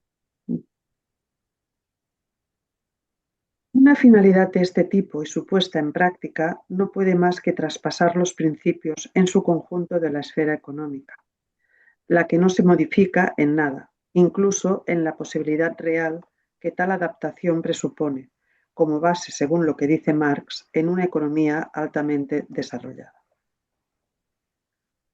La misma cuestión se afronta en la crítica al programa de Gotha, desde un ángulo un poco diferente. Cuando Marx habla de las condiciones del comunismo, de cada uno según sus capacidades, a cada uno según sus necesidades, como sustancia del cambio que se verifica en la conducta de vida de las personas, pone el acento en el hecho que el trabajo no sea más que un medio de vida, sino incluso la primera necesidad vital. También esto quiere decir ampliar el horizonte de la pura economía. De nuevo debemos cuidarnos de las analogías, ya que las facilidades, las comodidades, etcétera, del trabajo, condiciones para aumentar la productividad, no tienen nada que ver con este problema. Ellas son, como acabamos de decir, hábiles y a menudo eficaces adaptaciones de la persona a un proceso productivo modificado en algunos detalles, pero en el fondo determinado exclusivamente por la economía. Tampoco aquí se trata de una utopía. Fourier expresa su idea sobre este estado de la humanidad, diciendo que en el socialismo hecho realidad el trabajo se transformaría en una especie de juego. En el joven Marx, este sueño del futuro tuvo indudablemente una cierta impresión. Pero sin duda, la elaboración de las leyes económicas lo inducen a entender la contradicción en la concepción de Fourier, la que con respecto a este punto llamaba muy ingenua como una costurerita. Marx concretiza sus ideas desde los más diversos puntos de vista. Por un lado, releva el carácter general productivo de los hombres, también el más elevado, no más económico. Un trabajo realmente libre, por ejemplo, componer, es precisamente al mismo tiempo condenadamente serio, el más intenso esfuerzo. Y en polémica explícita con Adam Smith, completa este concepto en relación al ámbito total del trabajo en los términos siguientes. El trabajo concebido meramente como sacrificio y por tanto como aquello que pone valor como precio que se paga por las cosas y a las cuales pues fija el precio según cuesten más trabajo o menos, es una determinación puramente negativa. No se debe olvidar que esta caracterización negativa es válida para todo el trabajo en el interior de una esfera que esté determinada en términos puramente económicos. En otra parte de la misma obra, este nexo se concreta. El desarrollo libre de la individualidad y por eso no la reducción del tiempo de trabajo necesario para crear plus trabajo, sino en general la reducción del trabajo necesario de la sociedad a un mínimo al cual corresponden entonces la formación artística, científica, etcétera, de los individuos, gracias al tiempo que se ha vuelto libre y a los medios creados para todos. Naturalmente, el término superfluo adquiere un contenido real solo en oposición con el sentido puramente económico. Se le atribuye al trabajo que no sirve más meramente para la real autorreproducción material de la sociedad y de los individuos que la forman. Su excedente económico no lo hace de ninguna manera superfluo en el sentido social. Al contrario, fundamenta su utilidad, incluso su indispensabilidad social general. El trabajo verdaderamente libre, por ejemplo, componer, es precisamente al mismo tiempo lo más condenadamente serio, el más intenso esfuerzo. No es casual. ¿Sí?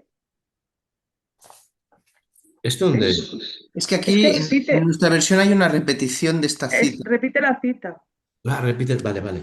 Aquí no, bueno, aquí no, vale, sí, de acuerdo. Seguid. No es casual que sea precisamente en estas actividades en las cuales ya en la sociedad clasista el trabajo se haya manifestado como primera necesidad de la vida.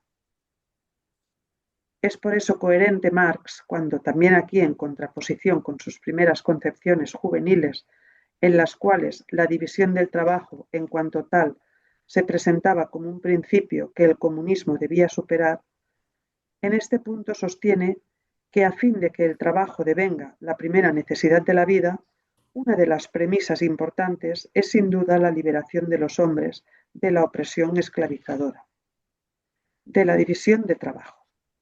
A la división. Aquí, ¿cómo has dicho? ¿Cómo? Opresión, primero dice opresión esclavizadora y luego dice de la división de trabajo. A la división de trabajo, sí, vale, sí, sí. Esta esclavitud de ninguna manera es un resto de las condiciones primitivas que la economía moderna, con su perfección técnica, estuvo en condiciones de superar. Más bien al contrario, es sobre todo un producto de la economía altamente desarrollada, la cual se sirve de ella para sus objetivos en las formas más diversas. Esta dinámica termina por abarcar también la esfera de la ciencia, del arte, etc. No es casual que una gran parte de la crítica contemporánea de la alienación, por cierto, en la mayoría de los casos, sin percibir las verdaderas relaciones, acostumbra a ocuparse de esclavitudes de este tipo. Aquí dice extrañación, ¿eh? O sea, Bueno, no dice que sería, bueno, supongo que será la raíz esa en frendum, no, pero no en tabus erumus. Aquí dice extrañación, en italiano, estraneazione. Este último párrafo me parece interesante porque vuelve sobre aquel tema que habíamos estado comentando de la economía como esfera de la necesidad. Y aquí parece que le da la vuelta, ¿no? Había hablado antes de de acuerdo. lo superfluo en oposición a la economía, y aquí acaba diciendo que en otro sentido es lo superfluo lo que se vuelve la primera necesidad vital. O sea que la verdadera necesidad sería una necesidad libre enfrente de la necesidad económica. Ujú. Lo que pasa es que para mí sigue partiendo en dos estas dos esferas y manteniendo en la reproducción material una necesidad no libre que no se produce como fin en sí misma y otra necesidad libre que sería la verdadera necesidad vital, como por ejemplo en componer, en la cual esto no estaría ahí. O sea, el sentido y la reproducción material van uno al lado de la otra. Sí. Está bien porque al menos lo define, o sea, hasta ahora no Claro. lo había definido. Él es cierto que explica, es cierto, esto se ve sobre todo en el joven Hegel, porque el joven Hegel tira de la idea de trabajo de Hegel, que es la de Aristóteles. Tra- trabajo es metabolismo con la naturaleza. Aquí lo pone a veces, ¿eh? Pero luego dice que el trabajo, la explotación, el plusvalor, no. Entonces, eh, eh, mm, la- entonces es eso. El esfuerzo tiene que existir siempre. Lo que pasa es que él sigue partiendo de esas dos esferas. Es decir, metabolismo con la naturaleza no solamente es coger un azadón y darle a la piedra, sino metabolismo con la naturaleza también es pensar. Porque mira tú por dónde nuestro cerebro es biológico, ¿no? Es un esfuerzo impuesto por nuestra parte hominizada a un bios. Entonces, se ve muy... En el modelo S quedan se aparta de todas estas, se aparta de todas estas intentos de recuperar canónica Marx, porque es lo que está haciendo. Sobre este modelo, recuperar la canónica Marx. El reino de la. ¿Qué es el comunismo? El reino de la libertad. ¿Cuándo sale el comunismo? Cuando reducimos tanto el tiempo de trabajo que tenemos mucho tiempo libre. Y podemos hacer todas nuestras necesidades. Eh, todo esto, este modelo no es sobre el que él trabaja, sobre el que él trabaja en el joven Hegel, por lo menos es capaz de ver que hay otro modelo. Trabajo en el joven Hegel además no es todo, no es lo que produce plusvalor, es toda actividad de metabolismo, es praxis y poiesis. Claro. Entonces, el encuadre es otro. Y sobre ese, y aquí yo pienso, pero bueno, esto es gratuito porque si hubiera otra persona que hubiera leído, por ejemplo, el joven Hegel podría llevarme la contraria, ¿no? Pero si no se ha leído, o sea, es gratuito que yo diga, pues el joven Hegel está diciendo otras cosas, ¿no? Es una gratuidad. Y yo, desde lo del joven Hegel, yo siento que aquí está intentando mezclar, defender modelos, defender frases de Marx, estas cosas, ¿no? O sea, eh, Es que tengo la sensación, o sea, me produce rechazo esto, digamos, porque no deja de ser, me parece a mí, caer en una visión de todos estos ámbitos propiamente de la modernidad. O sea, la economía como algo separado de la totalidad social y del sentido de la totalidad social y del tipo, yo qué sé, de los comportamientos ligados a la religión, por ejemplo, que en la antigüedad habían tenido una presencia muy fuerte. O, eh, eh, quiero decir, en la poiesis griega, todo esto no se puede entender así. O en el oikos griego. Entonces, me parece que pretender que esto es la naturaleza humana o que esto es el funcionamiento social de base del ser humano, es perder de vista un mundo de profundidad y de posibilidades que no se encuadra aquí y que podría ser también liberador. Simplemente saliendo de este marco. este es el marco que se va a saltar cuando nos proponga la democratización de la vida cotidiana. Porque en la democratización de la vida cotidiana, el otro esquema que está aquí, que es base superestructura, desaparece. Es decir, ¿cómo comenzamos a generar el hombre nuevo? En la democratización de la actividad cotidiana. Pero la actividad cotidiana, ¿cuál es? Pues puede ser tanto en la empresa como en la no empresa. O sea, ese marco, aparece la praxis como una totalidad de vida. Es- Esto todavía se puede ver más en las 150 primeras páginas de la estética, donde cuenta lo que es la estética comienza, la vida cotidiana, el pensamiento cotidiano. 150 páginas. ¡Pum! Así comienza la estética. Y entonces ahí él se da cuenta, bueno, no se da cuenta, lo sabe, y tiene que decir, bueno, claro que hay una vida cotidiana, que es la que no se da en el centro de trabajo. Pero lo del centro de trabajo también es vida cotidiana. Dices, tío, aclárate, o rompe el modelo. Pero tiene que hacer estos enjuagues. mm, si la vida cotidiana,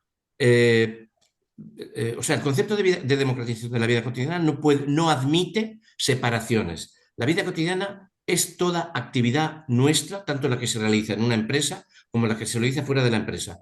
Y se trata de intentar generar el control en lucha, ¿no? Si fuera solamente vida cotidiana, la de fuera de la empresa, tendríamos el modelo acción comunicativa de Habermas. Habermas lo dice, la producción depende de una tecnología, esa tecnología depende de unas capacidades cognitivas humanas, entonces hay unas capacidades cognitivas humanas que generan una tecnología que hacen que la producción sea eso que es la producción, el capitalismo. Luego fuera de eso, podemos generar bla, bla, bla. Pero Lukács no está en ese modelo. mm. Bueno, no sé. Es que para poner un ejemplo, un zapatero griego o un zapatero oriental del mismo periodo, ¿estaba creando economía o estaba creando arte? ¿No? Aquí se está separando esencialmente el ámbito de la economía y el ámbito de las artes. Pero esto que parece una cosa natural solo ocurre en un determinado momento de la historia. Mientras que en otros simplemente esto no se consideraba así, ¿no? Era otro tipo de relación con el trabajo y otro tipo de relación con lo artístico, que podía ir junto. Sí, Entonces, sí, sí. Bueno, y el control sobre la actividad, claro, y depende del control sobre la actividad, claro, por supuesto, tiene que ver con, ¿no? porque la poiesis es control sobre la propia actividad, claro.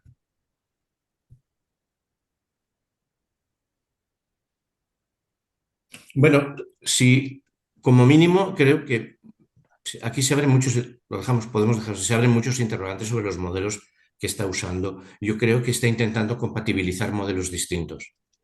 a sabiendas.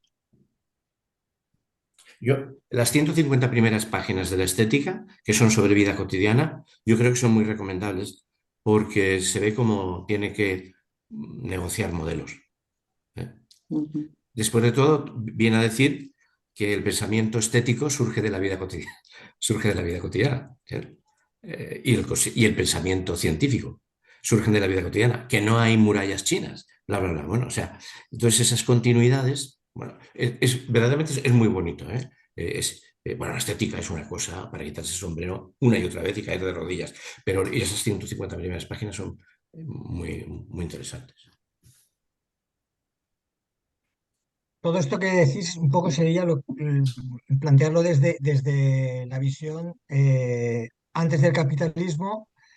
Y De alguna después, manera es donde se puede ver todo esto que explicaba el Gerard. Es decir, a partir del capitalismo ya sería verlo desde una visión que es donde se está moviendo Lukács ahora, que no acaba de lo que decía Joaquín, ¿no? Va por ahí en los tiros, supongo. Es decir, o todo lo que dice la antropología al respecto de que en las sociedades primitivas, o por llamarlo de alguna manera, la economía no era un elemento fundamental, también lo cita Polanyi, creo, ¿no? Es decir, Separada, no era separada. Pero eso no lo claro, plantea él, no sí, está. ¿eh? Entonces, supongo que sería entenderlo desde el prisma como aquello que sucede antes del capitalismo, ¿no? Empezar a, no sé si me acabo de explicar. Y yo diría ujú. antes de la modernidad en general, porque es que está claramente Lukács en su defensa de su socialismo democrático cayendo también en todo esto.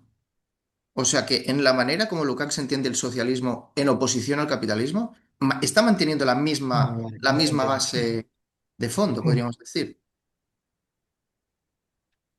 sí, sí. Pero sí, sí, sí, o sea, Pepe, totalmente de acuerdo.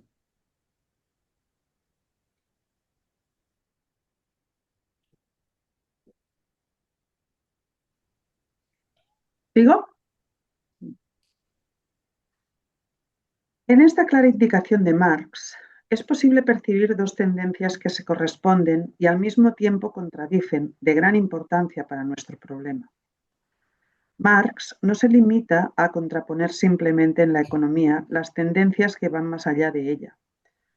Quiere demostrar que la preparación social del comunismo, precisamente el socialismo como formación económica, puede tener lugar realmente solo cuando en una economía altamente desarrollada en su producción comienzan a actuar impulsos sociales de este tipo, que se adaptan y son capaces de modificar determinadas tendencias dominantes hasta ese momento. Obviamente, sin poner en peligro el funcionamiento en su totalidad, sino impulsándolo. Hemos visto que Marx pone un particular acento en dos momentos: la adaptación del resultado de procesos económicos a las condiciones más adecuadas a la naturaleza humana y más dignas de ella, y relacionado estrechamente a este primer aspecto, la supresión del carácter esclavizador de la división del trabajo. No es necesario decir que en ambos casos es imposible introducir tales modificaciones de golpe, con un decreto. Ellas deben ser el resultado de procesos sociales prolongados, en los cuales, paulatinamente, apoyados en el correspondiente nivel del desarrollo económico, se introduzcan modificaciones que puedan favorecer la realización objetiva y subjetiva de tales tendencias. Estos son al mismo tiempo procesos de transformación del hombre. Sin embargo, ocurre que, sobre todo, abarcan su ser socialmente objetivamente existente y operante. Toda la historia de la humanidad muestra cómo tentativas similares de la práctica humana que conducen a la promoción del verdadero ser humano, a su plena y consciente generalidad, han sido siempre casos aislados, excepciones, esfuerzos que condujeron a un callejón sin salida. Siempre eficaces, sin duda, en las Cada vez que sociedades. dice callejón sin salida, está teniendo en la mente una línea evolutiva maestra, justa, y líneas evolutivas fracasadas. Esto es un evolucionismo. Un evolucionismo que, bueno, pues podría estar de acuerdo quizá el Engels del anti-Düring, ¿no? Pero callejones sin salida en la humanidad no hay ninguno, salvo la destrucción de una sociedad a cañonazos por parte de otra, que eso se llega a pero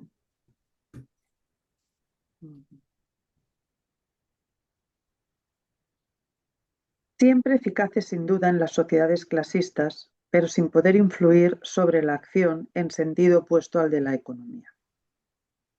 Sin embargo, pueden convertirse en patrimonio del género humano solo cuando la vida media de la cotidianidad, sobre todo justamente el trabajo, la práctica económica, está objetivamente, socialmente estructurada para promover estas tendencias en los hombres y no para suprimirlas o para torcerlas en hechos negativos de los más diversos tipos, como precisamente hasta hoy ha ocurrido y ocurre en todos los sistemas sociales. Cuando el ser humano, en su actividad social, crea las condiciones que verdaderamente lo humanizan, este periodo, justamente el socialismo como formación, se transforma en el prólogo del gran cambio que Marx caracterizó como el fin de la prehistoria de la humanidad. Aquí, nosotros junto a Marx, hemos hablado del trabajo como problema central de la humanización, pero es evidente que el problema que acabamos de tratar se refiere a la totalidad de la práctica humana, de la vida humana en general. bueno, aquí está utilizando el término trabajo como aquello que genera plusvalor. Aquí, en este párrafo, en contraposición a otras actividades de la praxis humana, ¿no? Aquí. En otros sitios, ¿qué es el trabajo? Lo que esta institución genera plusvalor. No todo metabolismo con la naturaleza.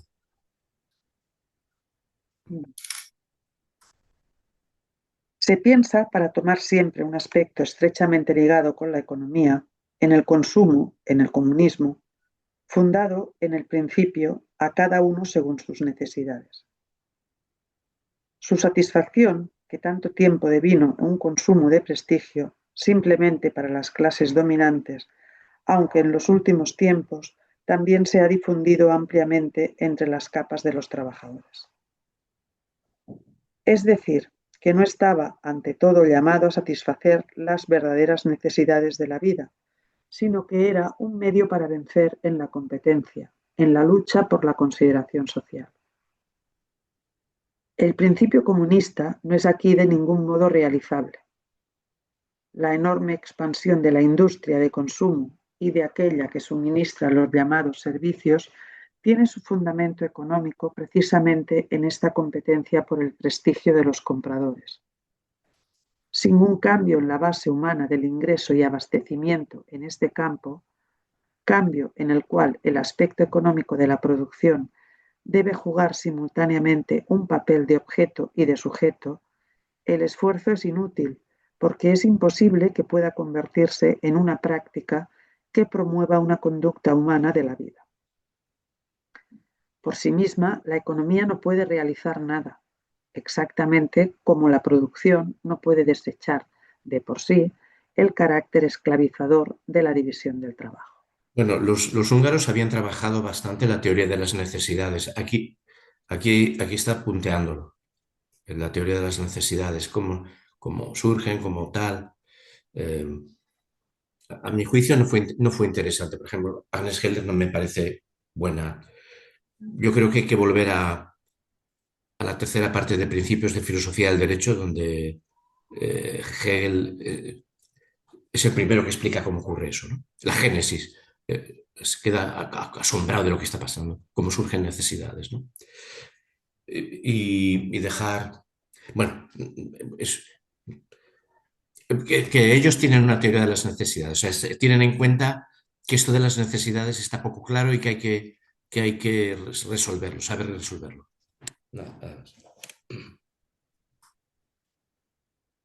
Hasta este momento, naturalmente sin poder aludir ni siquiera aproximadamente a todo el círculo de los problemas que se presentan, hablamos continuamente de la vida cotidiana de los hombres. Precisamente gracias a esta orientación, podemos aproximarnos más fácilmente al problema de la democracia socialista.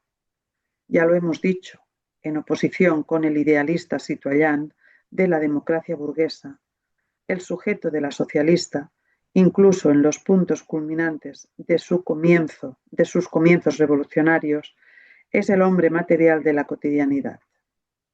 Obviamente, no como canonización del hombre material a la manera de la estructura dual, insuperable en términos burgueses, del hombre de la sociedad burguesa. La democracia socialista, como forma social de la transición al reino de la libertad, tiene la tarea de superar este dualismo. A ver, democracia socialista y cotidianidad. A ver, él dice, hay un modelo doble, el citoyen y el bourgeois. Él nos ha estado contando un modelo triple y ahora el citoyen, que es el bourgeois, pero el bourgeois sería el bourgeois dentro de la empresa y el bourgeois fuera de la empresa. El bourgeois trabajando asalariado y el mundo de la vida de la sociedad civil habría tres ámbitos. Ahora, con la vida cotidiana, unifica esa otra división, porque la vida cotidiana él va a querer, no va a querer que haya una barrera, es decir, la lucha en la vida cotidiana por la democratización de la vida cotidiana se frena al llegar a la empresa, a la fábrica, donde la ley del burgués, bueno, y tú has vendido tu trabajo, te mete dentro y, bueno, eso, él, con el concepto de vida cotidiana como elemento para la lucha en la cotidianidad está en todos los ámbitos de lo cotidiano, y lo cotidiano incluye también la actividad dentro del proceso productivo. Entonces, pero antes ha habido tres ámbitos, ¿eh? O sea, no era bourgeois, el citoyen es el hombre de la ley, el que hace la revolución, no sé qué. Luego está el de la vida privada, pero el de la vida privada no es lo mismo el asalariado cuando está en la empresa y el asalariado cuando no está en la empresa, que es lo que en los ámbitos que nos ha creado antes. Y ahora él dice, bueno, eso lo decide, se lo creará el burgués. La vida cotidiana es una totalidad y nosotros vamos a asumir la vida cotidiana como totalidad en la cual tenemos que luchar constantemente, capilarmente, organizándonos con nosotros capilarmente en todos los ámbitos de nuestra cotidianidad. ¡Pum! ¿Se entiende lo que quiero decir? ¿Soy muy confuso? ¿Eh? No se entiende. No se entiende. Bueno, lo dejamos. Tanto si se entiende como si no. Sí. O sea, que no hay dos ámbitos, en lo anterior no hay dos ámbitos, sino tres. Pero él ya en el joven Hegel ha creado solo dos ámbitos. O sea, en la vida solo existe la poiesis, no existe, y la poiesis la empleé como que sometida bueno, la actividad, el metabolismo con la naturaleza, que unas veces nos fuerzan, pero el combate es uno. La vida cotidiana es una totalidad, El concepto de vida cotidiana es una totalidad. No distingue ámbitos organizacionales internos. En todos los ámbitos organizacionales, por lo menos desde el punto de vista de la lucha, tenemos que generar la capacidad de autocontrolar nuestra propia actividad en sus microfundamentos, que siempre está articulada con la de otros, pues en la familia o en la empresa. El ámbito producción actividad productiva de plusvalor y actividad que no produce plusvalor queda superado. Y se piensa en otros términos. A lo mejor ahora soy más claro, pero lo dejamos.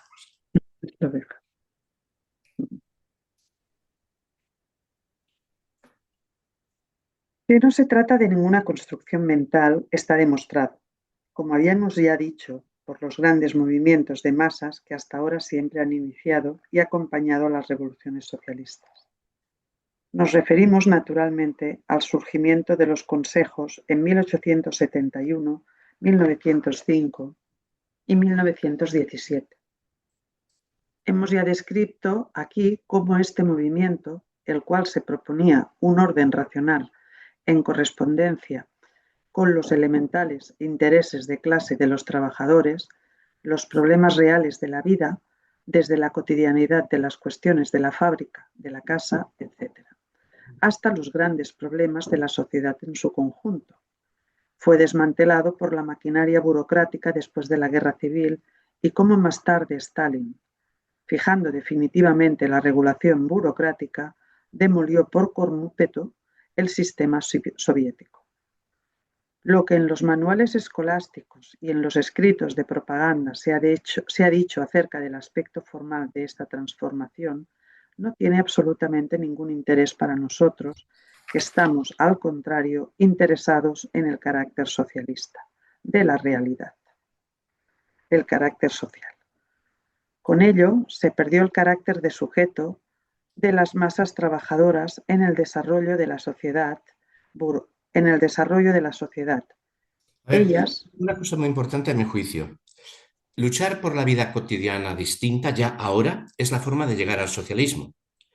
Luchar por los cambios antropológicos ya ahora es la forma de llegar al socialismo. Los cambios antropológicos van por delante, son ex ante, en este modelo que está usando. Los cambios antropológicos son en 1871 para la Revolución, en 1905 para la Revolución, en 1917 para la Revolución. Y son cambios antropológicos que se producen en el consejismo. Pero estos son cambios antes de la Revolución. Esto a Lenin no se le hubiera ni ocurrido. Ni ocurrido. Esto, yo creo que es cierto una cosa que decía Sacristán, y es que ha leído a Gramsci, porque Gramsci lo tiene clarísimo. Su modelo antes de 1917 es ese. El cambio antropológico se ha de haber producido antes del proceso revolucionario y como procedimiento para el logro del proceso revolucionario.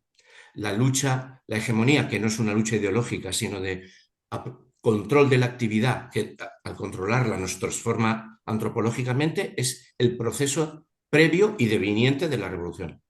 Aquí está haciendo esto. El hombre nuevo tiene que ser antes, no después.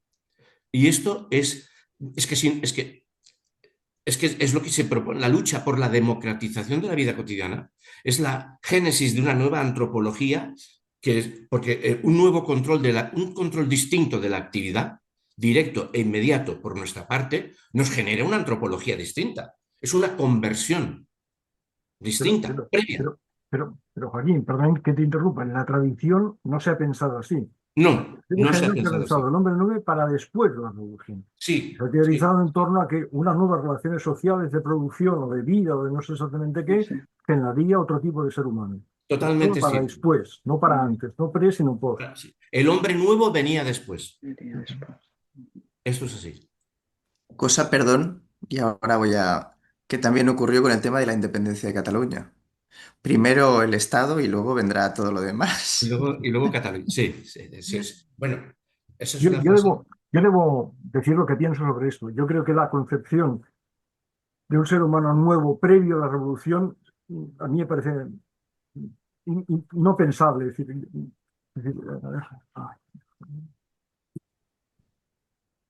Me refiero que no creo que sea generalizable. Puede haber minorías más o menos amplias que sean capaces de vivir de una forma distinta, de convivir de una forma distinta, generar otro tipo de valores, otro tipo de vida, pero yo no veo posibilidades de generar un cambio antropológico amplio previo a una revolución social. Esta es la otra línea que han intentado resolver Agnes Heller, es decir, diciendo que las necesidades de la revolución ya están producidas previamente por el capitalismo en el hombre previo a la revolución. Las necesidades radicales en Marx. Vuelve a ser la tecla, ¿eh? Hay que desarrollar un modelo antropológico nuevo que haga que la gente quiera un cambio de verdad.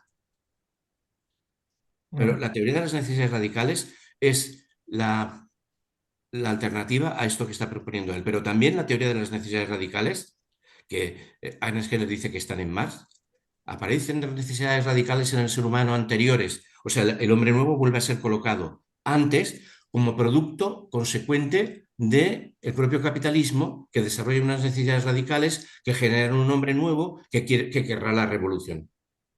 Cosa que puede Bueno, ser yo solo cierto insisto en que sin esos que llegue la modelos... revolución. ¿Eh? Cosa que puede ser cierta sin que llegue la revolución. la parte que no es, que a mí me parece de un optimismo indefendible, es que estas necesidades radicales lo sean porque lleven a la revolución. Pueden llevar simplemente al desastre, a la barbarie. Bueno, por lo demás, es que el capitalismo genera muchas necesidades, pero todas son de una antropología generada por el capitalismo, cuyas necesidades son generadas por el capitalismo, y que el mejor sistema para saciarlas es el capitalismo. Si necesitamos automóviles, el mejor sistema para tener automóvil privado es en fin, bueno, yo no creo que haya yo lo que no creo es que haya una posibilidad de generar necesidades que generadas por el sistema, por el propio sistema, ¿no? Sí que creo, contrariamente a lo que piensa Salvador, que tratar de controlar la propia actividad genera en nosotros, bueno, yo qué sé, se generaban en una empresa, se realizaba una comisión y, bueno, esto lo había visto, en un momento dado lo ve el joven más, bueno, joven más, el más de miseria de la filosofía, en un libro que a mí no me parece nada interesante, porque es muy evolutivo, la tecnología tal genera el feudalismo, el molino de vapor, que es un evolucionismo tecnológico. Sin embargo, al final dice, los obreros se sindican, bueno, se asocian para ganar más dinero. Y una vez han generado la asociación, les resulta una necesidad y pagan por mantenerla. ¿No os acordáis de ese apéndice Sí, final? por eso hay que entender la sutileza a veces o el sentido real con que utilizamos palabras como hombre nuevo e incluso cambio antropológico.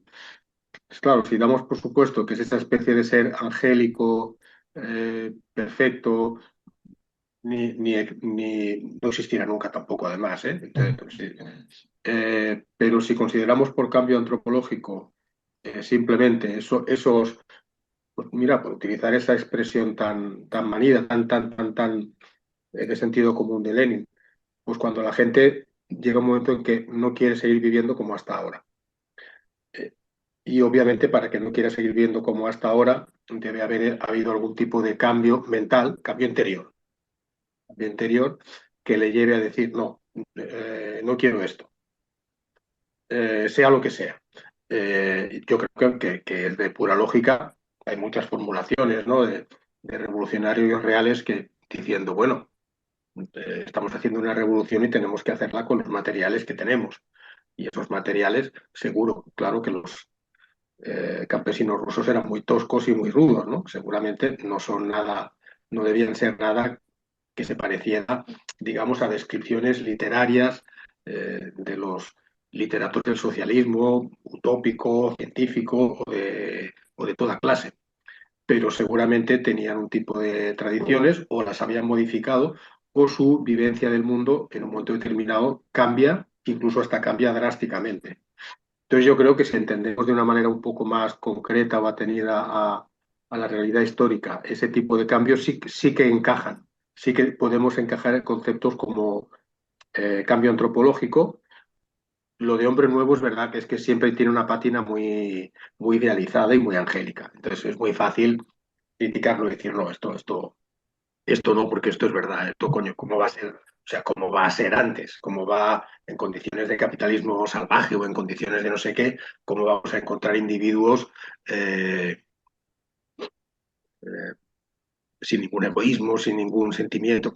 Seres perfectos, seres moralmente de una integridad que no encontrarás ni en el fin de los tiempos. Hombre, yo creo que hay que ser, ahí la realidad histórica nos obliga a ser un poquito a matizar, a poner muchos matices y a saber exactamente a qué nos referimos.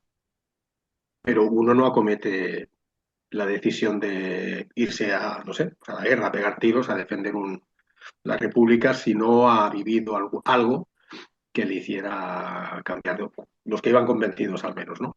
Algo que le haga sentir, incluso estando dentro de una economía formalmente capitalista y de regímenes jerarquizados y de explotación, y por lo tanto tenía una cultura asimilada de explotación, pero en algún momento, en algún resquicio de su vida, en algún punto, ha tenido que pasar eso.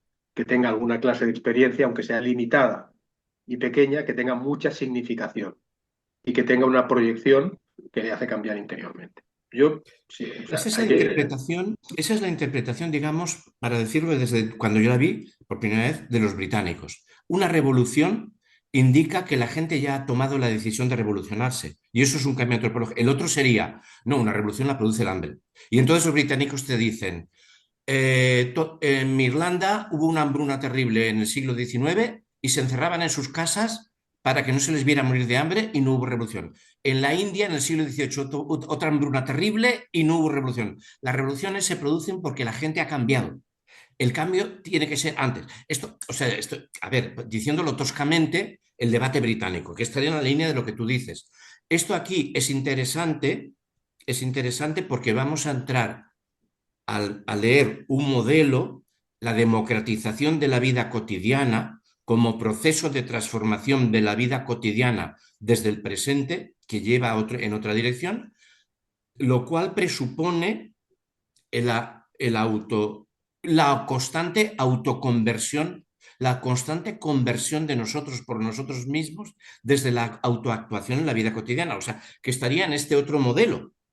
Por eso quizá conviene perder estos 5 minutos que estamos para saber el calado, la magnitud, incluso quien de entre nosotros lo desestime, la posibilidad de decir, bueno, pues no es interesante, ¿no? Pero esto, la democratización de la vida, que como camino hacia el socialismo, uno puede decir, bueno, eso es un evolucionismo, pero ¿qué hay en el ser humano que nos lleve a querer democratizar la vida cotidiana como camino hacia el socialismo? Está poniéndose en cambios antropológicos o cambios de, bueno, la palabra que utilizaba Sacristán, conversión, ¿no? En los últimos escritos, ¿no? O sea, que hacía la síntesis esa entre el modelo Gramsci, bueno, esa era una conferencia sobre Lukács, sobre el último Lukács, ¿no? Y hacía la síntesis esta, ¿no? Bueno, creo que es interesante para aclararnos sobre la parte que es muy potente, democratización de la vida cotidiana y vida cotidiana, que nos está proponiendo un ex ante. Tenerlo en cuenta. A mí me parece también que es... Vamos a verlo en las pocas páginas que nos quedan, ¿no? Porque... A mí me parece también que es fundamental este tema. Para mí es el principal. Es que parece que sea una tontería, pero que en los debates que hemos podido asistir alguna vez por algunos de vosotros, me acuerdo que cuando alguna vez alguno del público, al escuchar ciertas cosas, se ha puesto las manos en la cabeza como diciendo, pero ¿cómo la revolución rusa no fue una revolución bolchevique? Christopher Hill le llama revolución rusa. Rusa. Entonces, ¿cómo puede ser después el hombre nuevo? Es imposible, tiene que ser antes. Es decir, estos temas, esto ya a nivel general, es decir, para mí esto es un tema central y es el tema que rompe con las vanguardias y rompe con estas tesis de que todo tiene que ser visto desde arriba, desde gente que sabe, gente que tiene un conocimiento tal, y luego incluso en los detalles pequeños, es decir, en las situaciones más concretas a nivel social, ves que no es así. Pero bueno. Esto también es considerar la historia como lo que es la historia, que la historia es un no saber lo que va a venir. El otro día hice una broma a una compañera, ¿no? Le dije, ella decía, era Nuria, ¿os acordáis? Le dije, bueno, lo interesante ella decía, no sabemos a dónde va esto. La broma que yo le dije, pero era precisamente lo interesante es que no sabemos a dónde va esto, porque cada vez que hemos podido, con la ciencia, que es, la ciencia no aventura y magia, cada vez que hemos sabido a dónde iba esto usando la ciencia, sabíamos a dónde iba esto, a la reproducción de esto. Sí. Y la historicidad, la historicidad bueno, desde la otra perspectiva, esto es un irracionalismo, ¿no? La historicidad es un no saber a dónde se va. Toda ciencia trascendiendo, ¿no? Entréme donde no supe, no sabiendo, toda ciencia trascendiendo. Pues eso, la historicidad no es otra cosa que entrar en un no saber a dónde. no saber qué vamos a hacer con nosotros mismos, ¿no? Pues este es el Este tema es el, central este para es mí. el otro modelo. O sea, no se trata de este es el otro modelo. Yo sí que me apunto, quiero decir, porque pues ya lo sabemos, o sea, ¿a dónde va? Si usamos la ciencia para saber a dónde va, pues la ciencia nos va a decir, oye, no, está cayendo la tasa de ganancia. ¿Cómo hacemos para recuperar la tasa de ganancia? O sea, el modelo tiene su recorrido. Las bolas de billar salen cada cual por su tronera, pero acaban siempre en la misma cesta. O sea, en la misma cesta. La reproducción nosotros solo podemos conocer lo existente, científicamente. Lo inexistente no lo podemos conocer. Y queremos algo que no existe. La historicidad humana ha sido siempre así. Bueno, científicamente y Bueno, Joaquín, experiencialmente también. ¿Eh? Experiencialmente también. Experiencialmente también sabemos que las cosas son así. Sí. Sí, aunque la es ciencia, muy tarde. Yo tengo algunos matices, pero es muy tarde ahora. Si queréis lo dejamos Vale, para la otra siguiente. sesión. Pues, Voy a cortar. ¿qué iba a Nosotros hemos Hostia, sí, decir? quedado. perdón. Nos hemos saltado. ¿De qué Sí, estamos quedan 3 hablando? líneas, pero es igual, podemos volver a empezar, yo qué sé, en el paréntesis mismo. Quedaban 3 líneas.